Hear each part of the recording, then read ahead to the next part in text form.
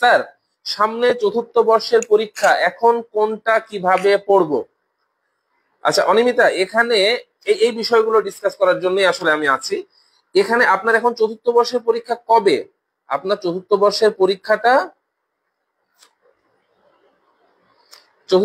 পরীক্ষাটা কবে, এই বিষয়টা আহ জানা আগে প্রয়োজন। যে আপনার যদি দেখা যায় যে প্রিলির আগে, প্রিলি কত আপনাদের, 27 তারিখে প্রিলি হওয়ার কথা, তাই না? 27শে জুন। 27 তারিখে যদি প্রিলি হয় এবং 27 তারিখের আগে যদি চতুর্থ বর্ষের পরীক্ষা হয়, তাহলে ভাইয়া আপনার জন্য আসলে একটু কঠিন। কারণ একটা জিনিস মনে রাখবেন, আপনি হয়তো এই প্রিলিটা সামনে পাবেন, 47-এর পর 48 পাবেন, 49 পাবেন, কিন্তু আপনার অনার্সের যেই রেজাল্টটা, সেটা কিন্তু আর কখনো আপনি চেঞ্জ করার সুযোগ পাবেন না। সুতরাং যেহেতু ওটা একটা খুবই গুরুত্বপূর্ণ, অনার্সের রেজাল্টটা, অনার্সের ফোর্থ ইয়ার রেজাল্টটা আপনার থার্ড ইয়ারে কেমন আছে, তিনটা ইয়ারে কেমন আছে আমি জানি না। তো এই 2 মাসের মধ্যে, আচ্ছা অনিয়মিত মেসেজ দিয়েছে 2 মাসের মধ্যে।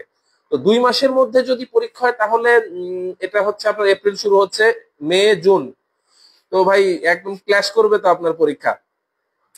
তো আমার পরামর্শ থাকবে, আপনি অবশ্যই ভাইয়া ফোর্থ ইয়ারের প্রস্তুতিটা ভালোভাবে নেন।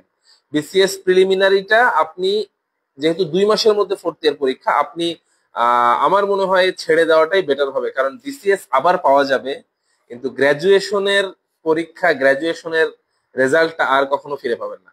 সুতরাং এইটা খুবই ইম্পর্টেন্ট, এই জিনিসটা আপনাদের আগে প্রস্তুতি নিতে হবে। 48টা ভালোভাবে দেন, আপনি পরীক্ষাটা আগে দেন। সিজিপিএ একটা ভালো থাকলে এটা সারা জীবন কন্টিনিউ করবে।